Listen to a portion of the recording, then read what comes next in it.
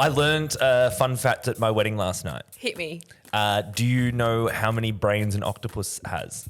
No, but they have 8 legs. Yes, and 8 brains? 9. Wow. So they have 1 in their head and 8 in every tentacle. Why would they need 1 in each tentacle? Because they're remotely controlled by each brain. Lucky we're so articulate. You wouldn't want to say those words wrong. What? Tentacle? Oh, tentacle. So you... You went there. Oh, this bit's probably not going out. Welcome to Left on Weddit. Adam here. And Georgia over here. We've done everything to plan your wedding and now it's time to hear about them. We have left out nothing, and now we dive into the deep, dark world of Reddit threads. We've got your horror stories, wedding dramas, and everything in between. We've rebranded ourselves as experts. Welcome to Left on Weddit. We're so excited to be back, season 3, right? Yeah. And we've given everyone in their little repertoire as many tips as we possibly could think of. We're out of ideas. So Speak for yourself. we're changing things up a little bit. We are. So this season, we've scoured Reddit. Have we? What we have now called Weddit. Georgia may have scoured it more than I and is a little bit more prepared than I, which you might find out during this episode. Maybe. But we've got a whole lot of weddings. Oh my goodness, that's so hard to say. Reddit wedding stories, On the Weddit. Topic of being articulate. Of speaking well. Pronunciating your words. And these are real life things that have happened to people. And then we might relay some real life things that happened to us. So this is a podcast for all now, right? Anyone in their wedding planning journey or beyond or pre. The truth is, Tell me. we held everybody's hands from the 8 set of wedding planning. And you've got all your topics now. And now we go rogue. We want to pick you up and continue on past your wedding, beyond the threshold of what life has to offer in the wonderful, wild, weird, wacky world that is wedding dramas. Well played. And just a reminder for everyone, if you're listening to this on your Spotifys and stuff, this is on YouTube and Georgia and I just touched fingers.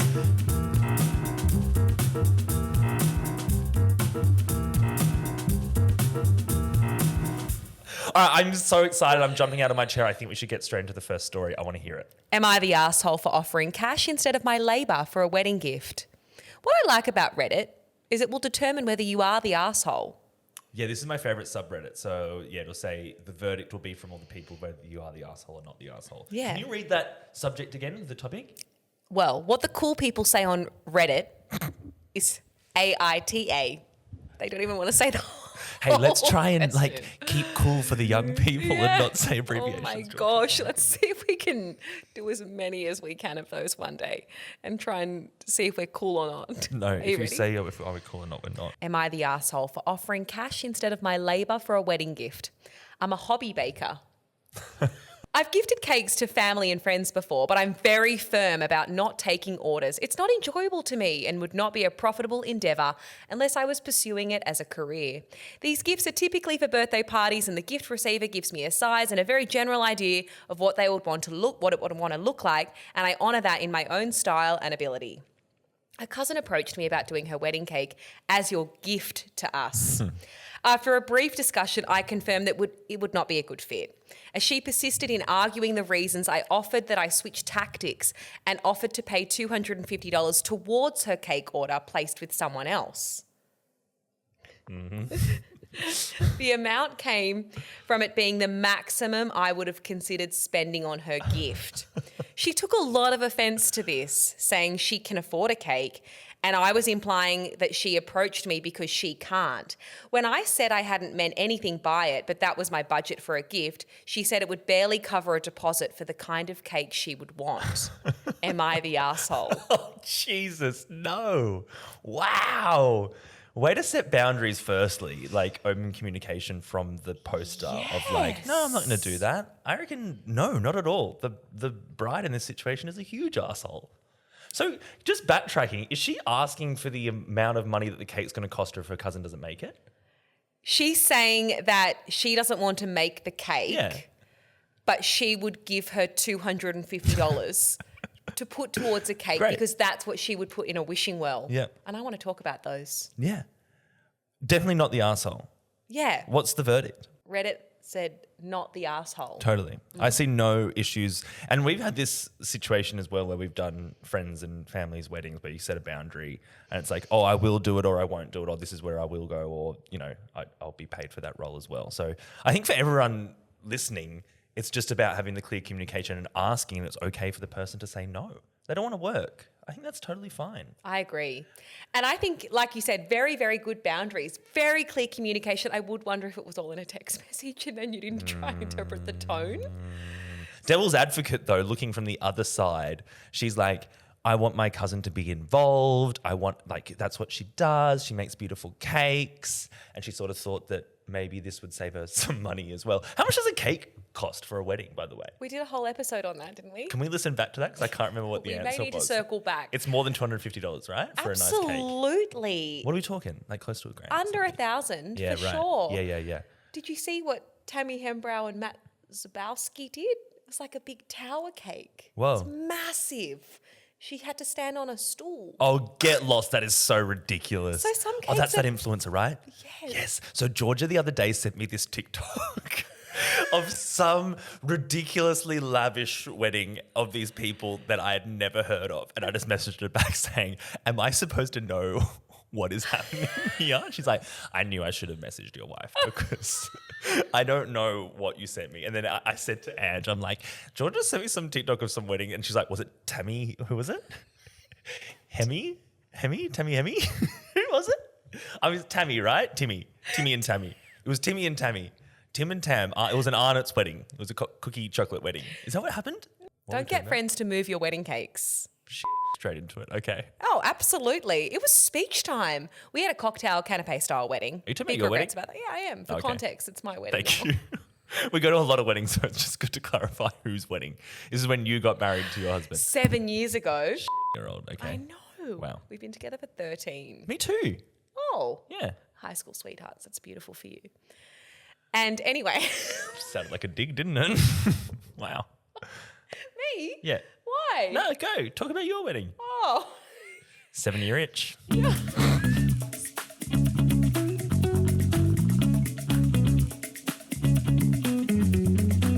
Am I the asshole for threatening to not attend my paid wedding? So I, a 26-year-old male, and my fiance, a 26-year-old female, have been engaged since last year. We've been planning for the wedding since it's settled next year, March.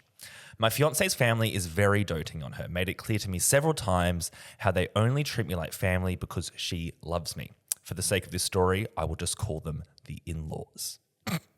Me and my What they would fiance, be. yeah, yeah, which is who they are. Me and my fiance actually had our own plans for our wedding, but because my parents kind of paid for the house we are living in, her parents insisted to pay for the entire wedding. Although she told me, very bad grammar, this person, they had intentions Smells to. of privilege. Yeah, wait, it just gets better. I didn't know how it was going to be for everything.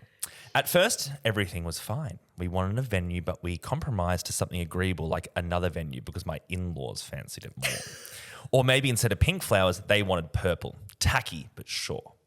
Problem came when I got the invitation list. 300 people? Why is she receiving the list? This is the groom. Why is he From receiving? the parents. Yeah, getting their invitations, the list.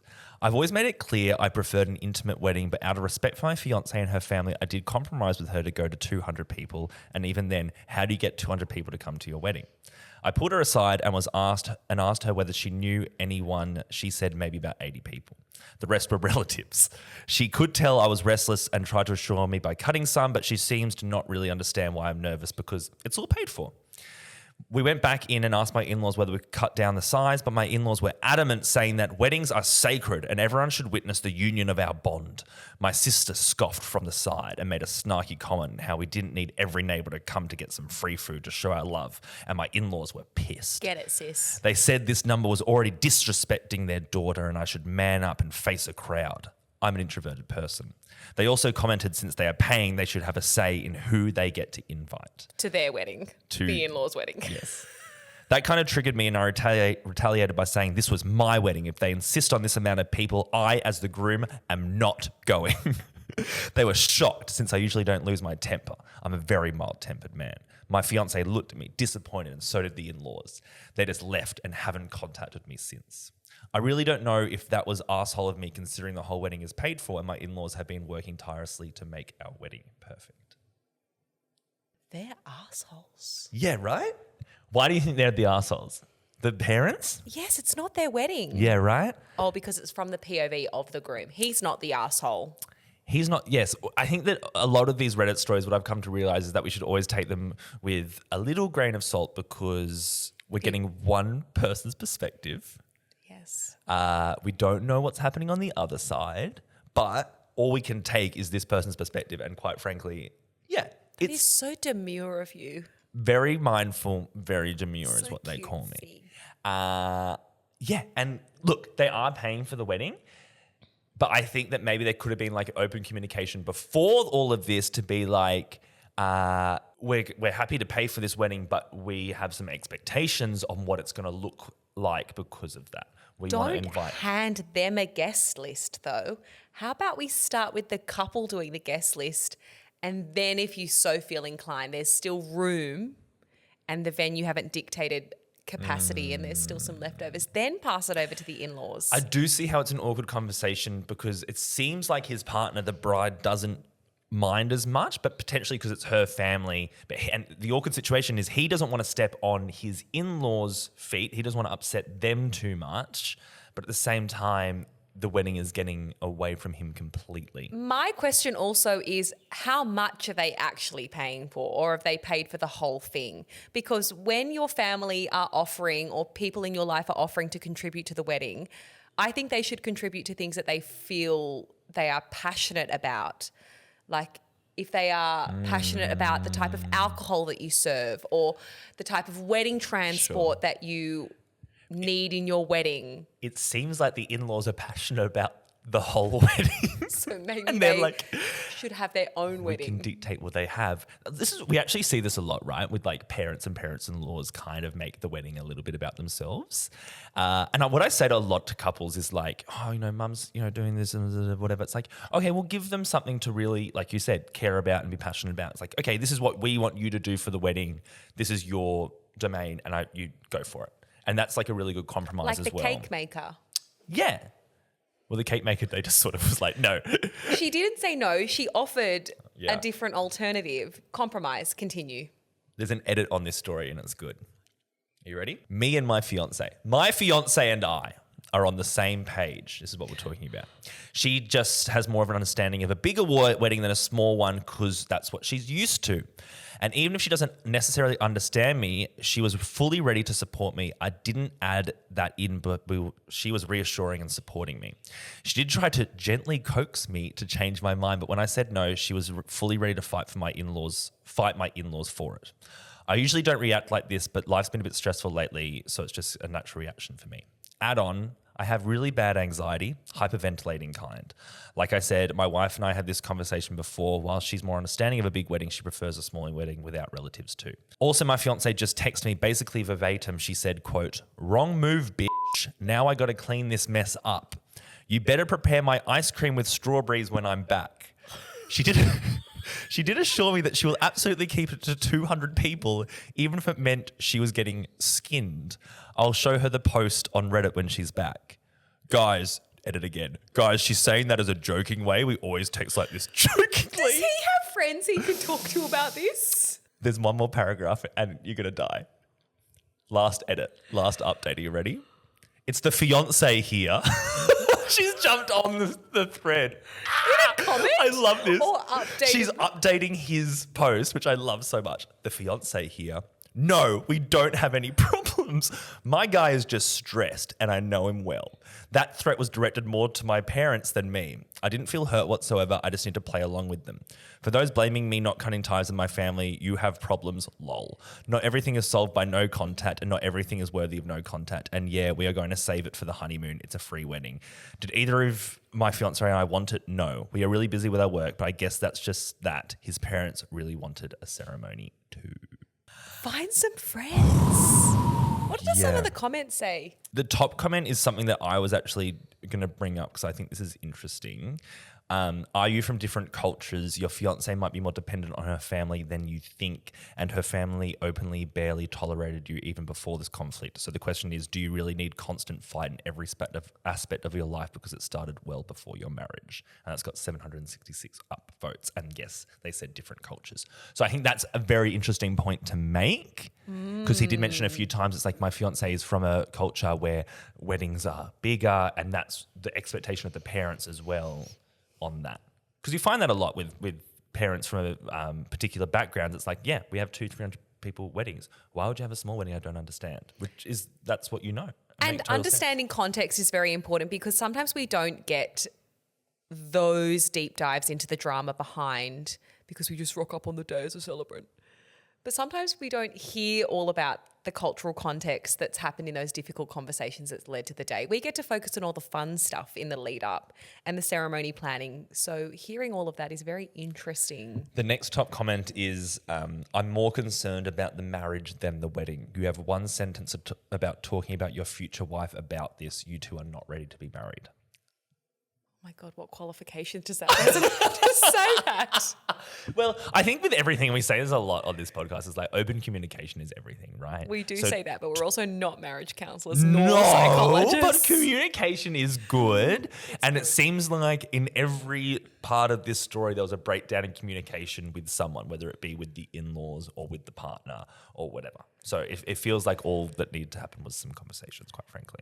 Yes. How you are in the lead up. I often say to couples when they have reached a point in their wedding planning and they're like, I think we've done everything. We're feeling good. I go, great, because this is marriage now. Mm-hmm. This is it. This is what your life should be. And that's how you should feel. Relaxed, comfortable, and ready to take on the next million When money years. gets involved, everything gets sticky, right? Yes. And that's what happens with weddings, because weddings are expensive and money complicates things. It's almost like you're about to sing ABBA. I'm not. I've made a pact to myself this season is that I'm not going to sing songs, okay? Oh. I'm not going to sing a show.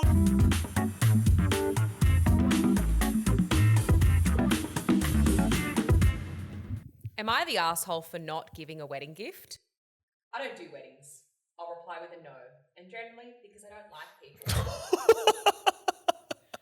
I just don't like being at weddings. I'll send a gift anyway. However, it's recently come to my attention that I was being invited to weddings I wouldn't have otherwise been invited to. For example, cousin's child's wedding. Because of the reputation of invite her, she won't come, so you won't actually have to host her and you'll get a gift. It came to my attention because I overheard one of my cousins saying exactly that. I'm not exactly close to my family, so I didn't know why this was happening. As in, I didn't know I was the only second cousin being invited. I was invited to my cousin's wedding, sibling of the cousin I overheard, if that's relevant. As usual, I declined, but I decided to not send a gift because I don't like being used. My cousin has been blowing up my phone that he's the only one I haven't sent a gift to. I tried to explain that it's more like he's the first one I haven't sent a gift to because I'm stopping that now, but he still thinks I've personally selected him to not be worthy. No. Is that it? Everyone is the arsehole here. What the hell? Oh, I get invited to weddings, but I don't go because I don't like weddings. Are you serious? Just I don't like weddings. I don't like people. I don't like people, so I just don't go. And then I sent a gift anyway. And then everyone's like, just invite him because he won't come and he'll send a gift. Oh, you're an asshole too. Oh my God. I also just love how unself-aware this person is as well. To not see, please tell me that they're an asshole, to not see the way that they write this. I don't like weddings and I don't like people.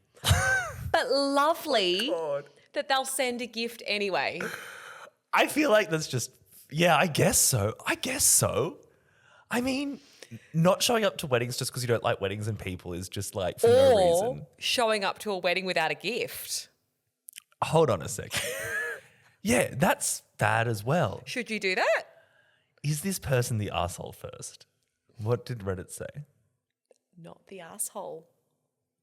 Yeah, I guess so. Not the arsehole. Yeah. Boundaries.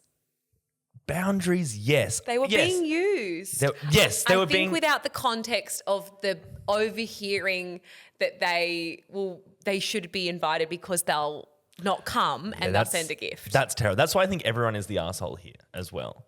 I get if you don't want to go to a Everyone in the wedding, entire I guess story you is don't the have to do anything you don't want to. It's just the tone I don't like of this person. I don't like weddings and I don't read like it. people. Oh, it's you.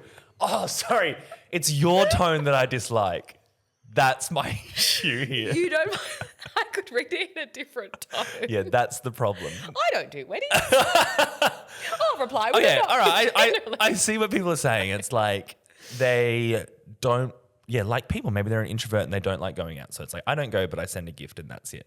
I And wonder then if they've I set a changed my precedent for tone and themselves. read it differently. No, I mean the way it's written. I think that line was just like, I don't like weddings, I don't like people. It's like, well, you get invited to this moment and you might show face every now and then for family, I think. It's family as well. What do you think?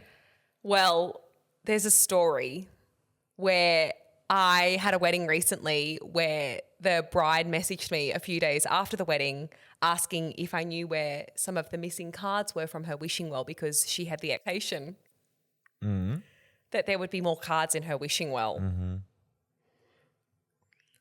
And I didn't know what to say because I didn't know. And I had to explain to her the amount of times that I have to bring pens out to offer to guests because they haven't written on their card. Or as the MC, I'll often circulate the wishing well and ask people to put it in because otherwise people forget. If there is a locked wishing well, do not leave your card on top or around the box. Just hold on to it. And I didn't realize this until we had our wedding and I had people more comfortable giving me the cards the day after the wedding because even though you trust everybody coming to your wedding, not everybody knows each other or the vendors that are coming in. I had a friend give us a card for our wedding at someone else's wedding. Because they had forgotten to give it. So I was like, 6 months later, I saw the wedding. It's like, I forgot to give you a card. Here's your card. Is that like proposing at someone else's wedding? By the way. I think that's okay. That's organised. Have I got a story for coming. you for a future episode? Well, don't do that. Are you an arsehole for proposing at someone else's wedding? Oh, stay tuned for the next episode. Georgia, okay. We've heard some things and I think that I need a cold shower right now to get the germs of Reddit off me. In the wise words of ABBA.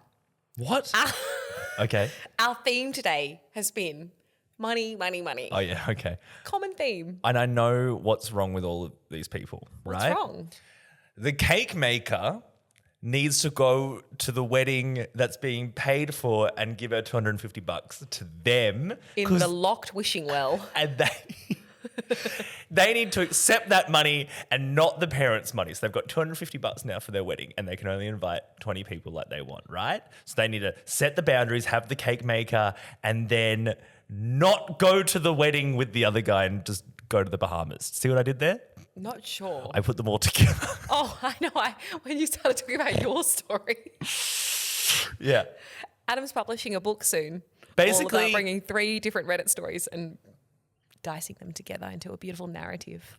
I think the message here is do what you want, right? And communicate. Yeah, communicate's good, but just do what you want. Screw everyone else. Is this the message that we want to give to people at the end?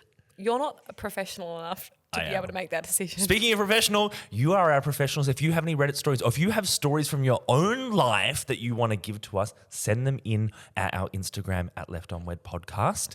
And we are the utmost experts on Weddit, which is a phrase that we've coined. Please don't Google it and tell us that it's not our phrase because we didn't Google it before I spoke right now. You're going to sing us out? Send it in. Okay, ready? 3, 2, 1. Let's see if we can sing the same song at the same time. Money, Left money. on. Thanks for listening. God, we're so happy that you listen. And if you want to see a little bit more, make sure you follow us on our socials. We have TikTok and Instagram, and you can find us at Left On Wed Podcast. And if you want a little bit more from just us, you can follow Georgia at Georgia Fletcher Weddings. And follow Adam at Married by Adam. Oh my goodness, we're everywhere. And if you love it, rate, review, subscribe, whatever all the cool kids do it for us because we love you more than you love us. Validate us. We, Adam and Georgia, would like to take a moment to acknowledge the traditional custodians of the land, the Guringai people, on which we're recording today. We pay our respects to their elders past and present, and we recognise their ongoing connection to the land, sea and community. As we share our stories of love and connection, we honour the oldest continuous culture in the world. And we celebrate the storytelling traditions that have been passed down through the generations. It is such a privilege to create on this country, and we are so grateful to be here today. Always was, always will be Aboriginal land.